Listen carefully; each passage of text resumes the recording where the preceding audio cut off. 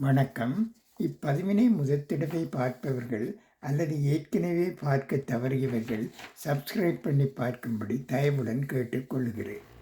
தத்துவங்கள். கொடிது, கொன்று குவிக்கும் தனிமை கொடிது, ஆறுதலில்லா அழுகை கொடிது, முடியுமுன்பே கலைந்திடும் கனவுகள் கொடிது, உறக்கம் தொலைத்த விழிகள் கொடிது, இரக்கமற்ற இதயம் கொடிது, மென்று விழுங்கும் ஞாபகம் கொடிது, விட்டு விலகும் பாசம் கொடிது, கொட்டிச் சென்ற அன்பும் கொடிது. சோர்வடைந்து விடாதே. வாழ்க்கை நீ எதிர்பார்த்த நேரத்தில் தான் பல ஆச்சரியங்களை நிகழ்த்தும்.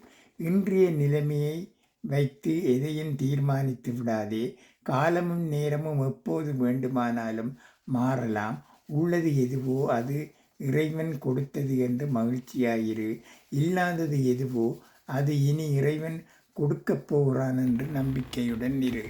நன்றி, வணக்கம்.